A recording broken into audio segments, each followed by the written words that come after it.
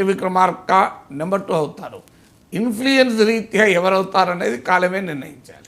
Right sir. ఇక జనసేన అధినేత పవన్ కళ్యాణ్తో అంబటి రాయుడు భేటీ అయ్యారు సార్. జనసేనలో చేరిక మీద అయితే క్లారిటీ ఇవ్వలేదు. క్రికెట్ ఆడాలి కాబట్టి, దుబాయ్లో జరిగే ఇంటర్నేషనల్ లీగ్ I20లో పార్టిసిపేట్ చేయాలి కాబట్టి రాజకీయాలకు దూరం అని ప్రకటించిన 2 రోజులకే పవన్ కళ్యాణ్తో భేటీ అవ్వడం. సో ఆయన కామెంట్ చేసింది ఏంటంటే సార్, వైసీపీ ఐడియాలజీతో ఇమ్మడలేకపోయా, పవన్ ఆలోచనలు నాకు నచ్చాయి అని చెప్పేసి. ఈ వ్యవహారం మీద మీ విశ్లేషణ ఏమై ఉంటుంది? అంటే ఆయన రాజకీయాలకు దూరంగా ఉంటానన్నలే. మీరు ఆ స్టేట్మెంట్ చూడండి, తాత్కాలికంగా దూరంగా ఉంటాడు ఫర్ లిటిల్ వైల్, కొంత సమయం అయిపోయి ఉంటుంది. 2 రోజులు టోర్నీ అయ్యే వరకైనా వెయిట్ చేయాలి. అంటే అందరికీ తెలుసు, పైకి చెప్పే స్టేట్మెంట్లు వేరు. క్రికెట్ ఆడటానికి ఏమీ వైసీపీకి దూరం కాలే. నేను మన ప్రోగ్రాంలోనే అన్నాను, క్రికెట్ ఆడటానికి ఆయన రాజకీయాలు దూరం కాలే. దుబాయ్ ఇంటర్నేషనల్ లీగ్ IL T20లో పాల్గొనాలి అంటే నువ్వు ఏ పార్టీలో సభ్యుడిగా ఉండకూడదని నిబంధన లేదు. అందువల్ల రాజకీయ పార్టీలో సభ్యత్వం ఉండడం ఉండకపోవడంతో క్రీడా పోటీలకు సంబంధం లేదు. అందువల్ల ఆయన అందరికీ ఆ కారణం చెప్పాడు తప్ప రియాలిటీ మనకు కూడా తెలుసు, అందరికీ తెలుసు. ఆయన వైసీపీ ఐడియాలజీలు ఇమ్మడలేదు. ఉన్నదే 10 రోజులు, ఆయన ఐడియాలజీ ఏంటి, ఇమ్మడకపోవడం ఏంటి? సో అందువల్ల 10 రోజుల్లోనే వైసీపీ ఐడియాలజీ ఇమ్మడకపోవడం ఉంటుందా? సో అందువల్ల వైసీపీ ఆలోచనలు తన ఆలోచనలు కలవయి అన్నాడు. 10 రోజుల్లో ఏం ఆలోచనలు పంచుకున్నాడు అంబటి రాయుడు? ఆయన ఆలోచనలు ఏంటి, జగన్ ఆలోచనలు ఏంటి? ఒక టేబుల్ వేసి ఇంకో ఆలోచన 1 జగన్, ఆయన ఇది చేయాలనుకుంటున్నాడు. అంబటి రాయుడు దానికి ప్రత్యామ్నాయంగా ఇది చేయాలనుకుంటున్నాడు అని ఏదైనా ఎక్కడన్నా టేబుల్ వేసి మనకి ఏమైనా ఎవరైనా చెప్పారా? అందువల్ల ఏ ఆలోచనలు నచ్చి వైసీపీలో చేరాడు, ఏ ఆలోచనలు నచ్చక వైసీపీ నుంచి దూరం అయ్యాడు, అది కూడా 10 రోజులలోనే. ఏ వైసీపీ సిద్ధాంతాలు నచ్చి చేరాడు, ఏ వైసీపీ సిద్ధాంతాలలో ఇమడలేక బయటకు వచ్చాడు. సో ఇప్పుడు పవన్ కళ్యాణ్లో నచ్చుతున్నాయని, రేపు పవన్ కళ్యాణ్ టికెట్ ఇవ్వకపోతే ఆయనకు కూడా నచ్చవు. పవన్ కళ్యాణ్ సిద్ధాంతాలకు కూడా నేను ఇమడలేదు అంటాడు. సో అందువల్ల అంబటి రాయుడు క్రికెట్ ప్లేయర్ అయినా పొలిటీషియన్ యొక్క ట్రూ కలర్ ప్రజెంట్ చేస్తున్నాడు. బహుశా రాజకీయాల్లో సక్సెస్ అవుతాడుకుంటాను అన్న. అంబటి రాయుడు ఒక్కడే ఇలా ఉంటారని అనను. ఇప్పుడు కేశినేని నేను ఇప్పుడు నిన్నటిదాకా తెలుగుదేశం ఎంపీ, సో ఇవాళ చంద్రబాబు నాయుడు తిడుతూ జగన్ మెచ్చుకుంటూ వెళ్ళడం లేదా? కర్నూలు ఎంపీ నిన్నటిదాకా వైసీపీ ఎంపీ, ఇవాళ జగన్ తిట్టడం లేదా? అందువల్ల రాజకీయ నాయకులు ఈ రకమైన వైఖరి అనేది సర్వసహజం రాజకీయాల్లో.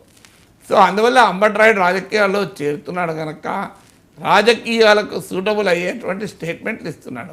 పవన్ కళ్యాణ్ ఆలోచనలు తన ఆలోచనలు కలిశాయి అని. 10 రోజుల ముందు ఎందుకు కలవలేదు? 10 రోజుల ముందు జగన్ ఆలోచనలు అంబటి రాయుడు ఆలోచనలు కలిసి, 10 రోజుల తర్వాత పవన్ కళ్యాణ్ ఆలోచనలు అంబటి రాయుడు ఆలోచనలు ఎందుకు కలుస్తాయి? జనసేన నుంచి ఏమన్నా గుంటూరు ఎంపీ ఇస్తారంటే ఆలోచనలు కలుస్తాయి, ఇవ్వను అంటే ఆలోచనలు కలవవు. అందువల్ల గుంటూరు ఎంపీ ఇచ్చినట్టుంటే జనసేన సిద్ధాంతాలు ఇముడుతాడు, లేకపోతే ఇముడడు. అందువల్ల అల్టిమేట్గా అందుకే ఆయన ఈజ్ టేకింగ్ హిస్ టైం. చేరి మళ్ళీ ఇవ్వనంటే మళ్ళీ బయటకు వచ్చుడు కన్నా చూద్దామనే ఆలోచన ఉండొచ్చు. అందువల్ల ఇట్స్ ఆల్ పొలిటికల్గా వారి ప్రయోజనాలు చూసుకునే వ్యవహారమే. ఇక క్లారిటీ ఏమన్నది, జనసేన కలిసి పవన్ కళ్యాణ్ ఆలోచనలు ఒకటే రకంగా ఉన్నాయన్న తర్వాత ఇంకా క్లారిటీ మీకు లేదంటే నేనేం చేయలేను. క్లారిటీ అందరికీ ఉంది కదా స్పష్టంగా. ఆయన జనసేనలో చేరుతాడు. ఎప్పుడు చేరుతాడు, ఎందుకు ఆగుతున్నాడు అంటే ఆయన ఇప్పుడు ఆయనకు ఏదో ఒకటి క్లారిటీ రావాలి కదా. మన క్లారిటీ వచ్చింది, ఆయన క్లారిటీ రావాల్సింది ఏంటంటే టికెట్ మీద క్లారిటీ రాకుండా కమిట్మెంట్ ఇవ్వడం ఎందుకు? ఆల్రెడీ ఒక ఎంగేజ్మెంట్ అయింది. ఎంగేజ్మెంట్ అయ్యి క్యాన్సిల్ అయిన తర్వాత నెక్స్ట్ టైం ఏం చేస్తారు? ఎంగేజ్మెంట్ లేకుండా డైరెక్ట్ పెళ్లి చేస్తారు. ఎందుకంటే ఆల్రెడీ ఒక ఎంగేజ్మెంట్ అయ్యి పెళ్లి క్యాన్సిల్ అయింది, మళ్ళీ ఎంగేజ్మెంట్ పెట్టి మళ్ళీ క్యాన్సిల్ అయితే ఎట్లా అని. అంటే వైసీపీలో హామీ టికెట్ మీద గ్యారంటీ ఇవ్వకుండా పార్టీలో ముందు జాయిన్ అయిపోయారు. అంటే గ్యారంటీ ఇచ్చారు, తర్వాత టికెట్ రాదని అనుకున్నారు కాబట్టి ఇప్పుడు టికెట్ వస్తుందని కన్ఫర్మ్ చేసుకున్న తర్వాతే పార్టీలో చేరుకుండవచ్చు. అందులో అనుమానం ఏమున్నది? టికెట్ వచ్చే వస్తాను అని అప్పుడు టికెట్ రావాలంటే పవన్ కళ్యాణ్ చేతుల్లో లేదు కదా.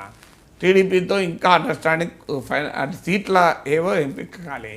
ఇప్పుడు గుంటూరు తెలుగుదేశం సిట్టింగ్ సీటు, మరి తెలుగుదేశం సిట్టింగ్ సీట్ను టీడీపీ జనసేనకి ఇస్తుందా?